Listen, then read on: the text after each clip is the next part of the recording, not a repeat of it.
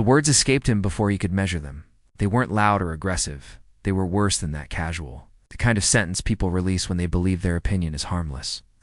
It dropped into the space between them like a stone into still water, and the silence that followed felt heavier than anything either of them had ordered. He leaned back in his chair, as if nothing important had happened. Arms crossing comfortably, eyes drifting toward the window where traffic rolled by without concern. To him, it was just a preference. Something honest. Something efficient. Across the small cafe table, she didn't respond the way pain is expected to respond. She didn't argue. She didn't flinch. Her face remained calm, almost neutral, but her fingers tightened slightly around the cup in her hands. Not enough for him to notice. Just enough to remind herself that she was still standing inside the moment. If you've ever had your life reduced to a single word, especially one shaped by loss, you know that feeling. The way the room seems to lose oxygen, it's the way your chest tightens while your expression stays polite, the way you realize that someone has judged a chapter of your life without ever reading the pages. Her name was Emily Carter, and she had arrived early, like she always did. Being early gave her control. It gave her time to settle her thoughts before the world asked anything of her. She wore a simple dress, muted in color, not chosen to impress, but to comfort herself. Stability mattered more than appearance now. Across from her sat Ryan Mitchell. Confident, well-spoken, the kind of man who believed clarity was kindness and that emotional distance was the same thing as strength. Their conversation had started easily: jobs, routines, favorite places in the city, safe topics, predictable paths. Everything had felt smooth until the conversation drifted backward. Toward relationships, toward history, toward the invisible baggage people bring with them, even when they pretend not to. That was when he said it. He explained that he didn't date widows. He said it plainly, with a small shrug, as if it belonged in the same category as disliking crowded places or avoiding spicy food. No malice, no cruelty, just certainty. Emily didn't correct him. She didn't announce anything about herself. Loss had taught her something important.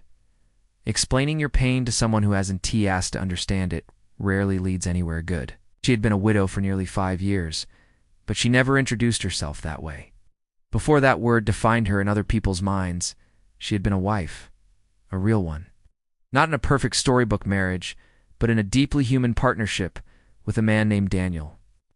Daniel loved quiet mornings.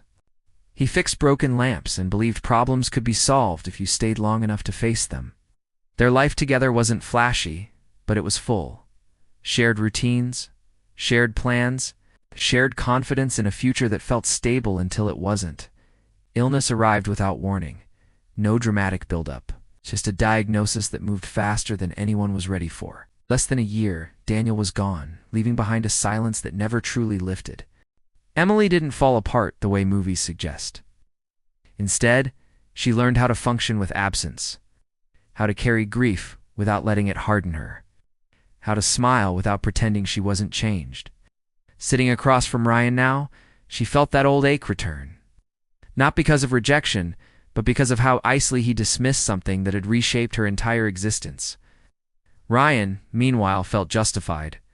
He told himself honesty was better than confusion. In his mind, widows came with comparisons, with memories no one could compete with.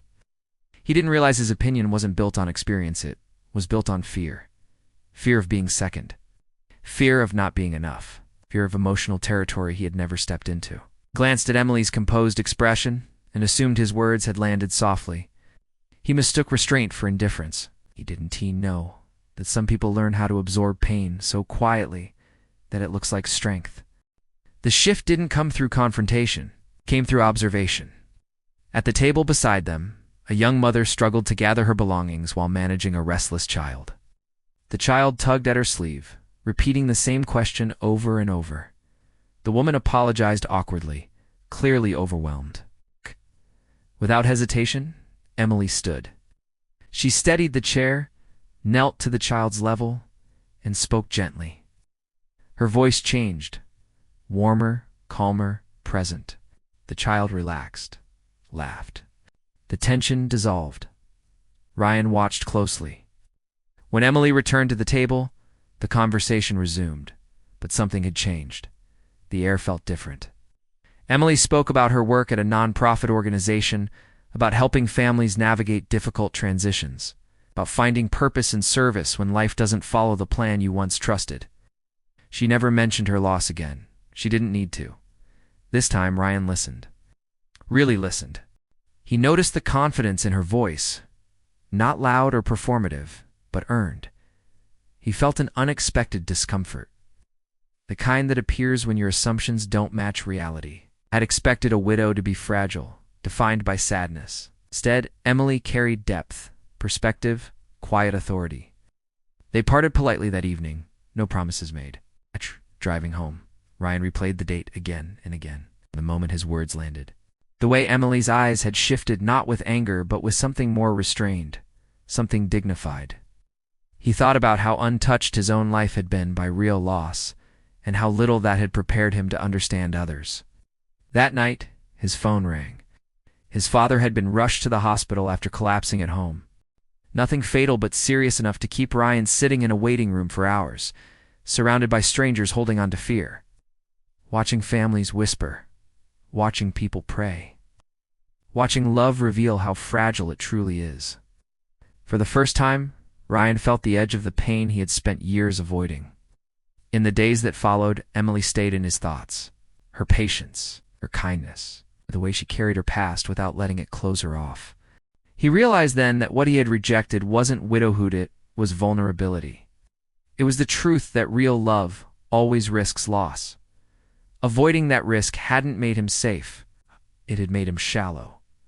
A week later, he reached out, not confidently, not casually. Honestly, Emily agreed to meet again not because she needed validation, but because she believed people deserved room to grow. This time, they walked through a public park, open space, replacing the pressure of a table. Ryan didn't defend himself, spoke about fear, about the hospital, about realizing how little he understood. Emily listened not as a judge, but as someone who knew that growth rarely comes without discomfort. Their connection didn't turn into instant romance, and that was okay. What changed was deeper. Ryan learned that compassion isn't about agreement, it's about honoring experiences you haven't lived. Emily was reminded that her story didn't need to shrink to make others comfortable. They walked away changed in quiet, meaningful ways. Proof that even a careless sentence can become the beginning of understanding, if humility is allowed into the room.